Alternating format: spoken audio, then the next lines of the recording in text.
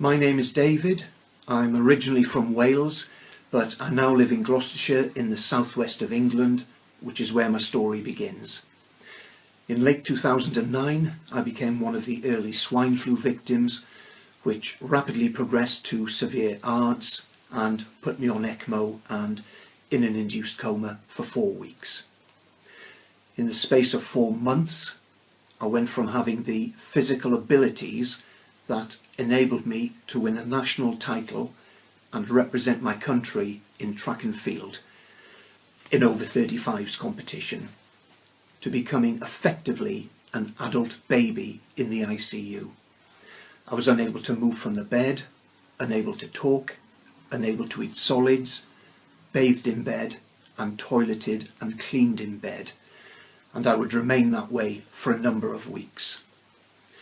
While on ECMO and during the coma, I received passive range of motion therapy, but my physical rehab in earnest started the day after I woke from my coma.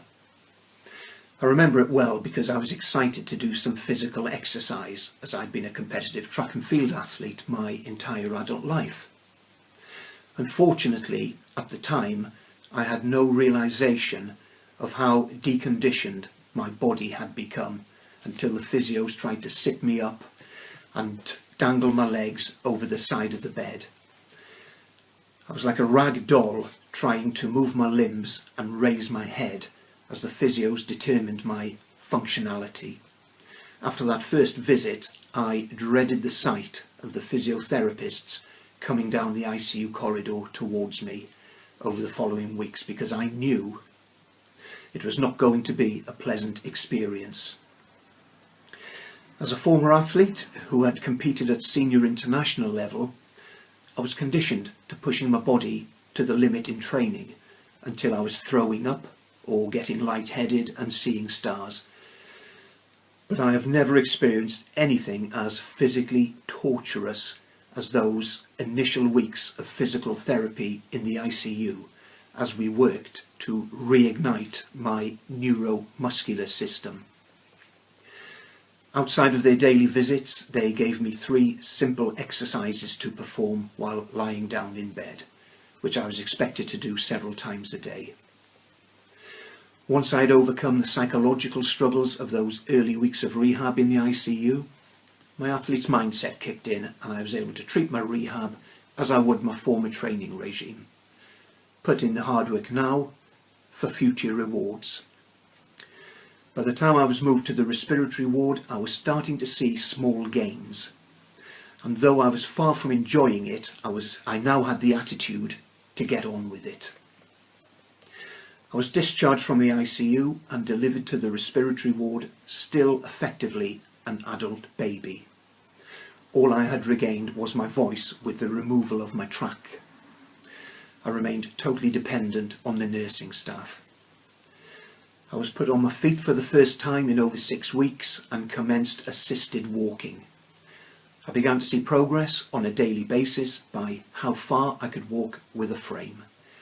I still remember taking my first 2 steps, which was really little more than sliding the toe line of one foot a couple of inches further than the other.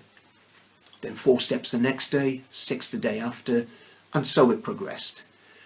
When I became confident with the frame, I was able to leave behind the humiliating and degrading experience of being toileted in bed and take myself to the bathroom.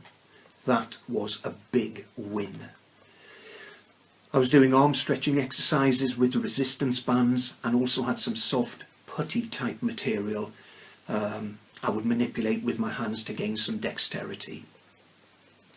I wanted to do more exercise, but my dysfunctional breathing as a result of my ARDS event wouldn't allow it. For many weeks my resting heart rate was over 130 with associated rapid and shallow breathing, so exhaustion and distress would quickly set in with activity. After 2 months on the respiratory ward, I was due to move on to a rehab facility for a further 2 months or so. but I refused, even though I needed it, because I suffered some mistreatment on the respiratory ward, and for the sake of my mental health I insisted on going home and receiving outpatient therapy. I was discharged home in a wheelchair to commence what would become a very prolonged physical recovery. I wasn't bound to the chair, I was transitioning to walking, but I could only remain on my feet for very short periods.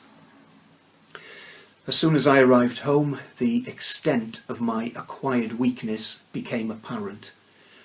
After my first shower in weeks, I found that I didn't have the strength in my hands to use an aerosol spray.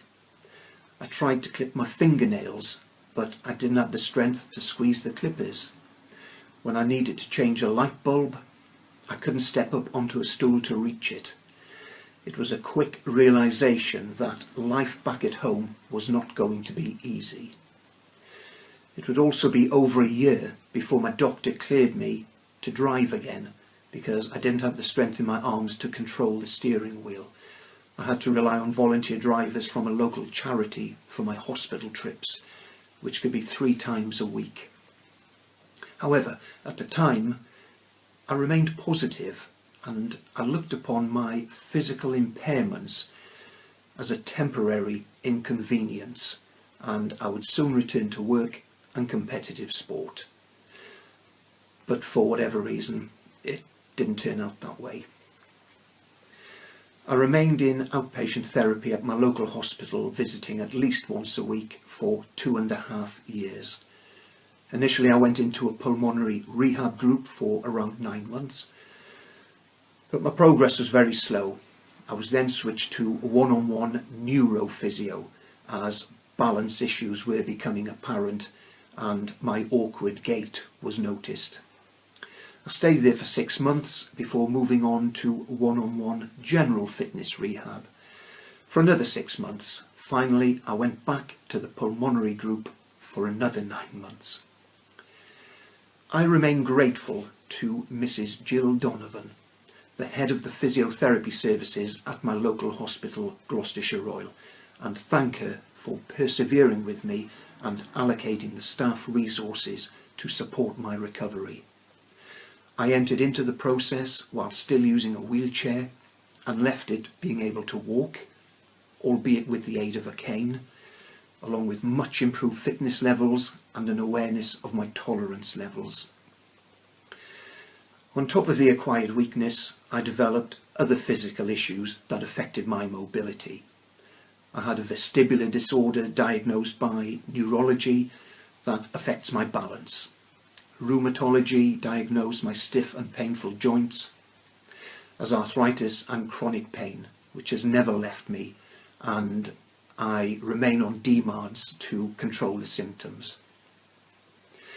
I also have residual pulmonary fibrosis secondary to ARDS. In my PFTs, I perform just below the bottom end of normal. Dysfunctional breathing can appear rapidly during physical exertion, but I recover fairly quickly, and after so many years I know my tolerance levels. I use a breathing device several times a day to strengthen my inspiratory muscles. Lastly, I have nerve damage in my left leg, which is a consequence of poor positioning while prone. It doesn't really affect my weight bearing, but it can flare up to excruciating pain.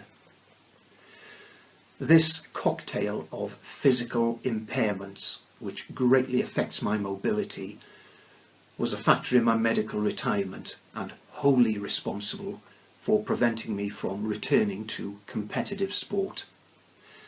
I lost 2 big constants in my life, and I have not been able to fill that void.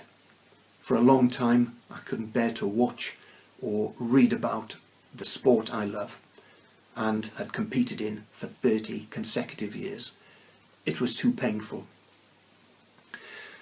I find that the physical and mental health issues are interlinked, and they have to be kept on an even keel, because if one of them drops too low, it can pull the other down with it. There are so many factors and variables involved in measuring the impact of critical illness beyond the health issues. There is a ripple out effect that seeps into the social, domestic, employment and financial situations of the patient. It goes on and on.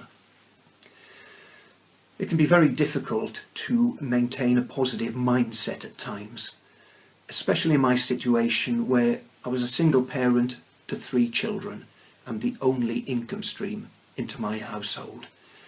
Medical retirement had a huge financial impact as well as psychological. I tried to tell myself that living with residual health impairments is the price I had to pay for survival.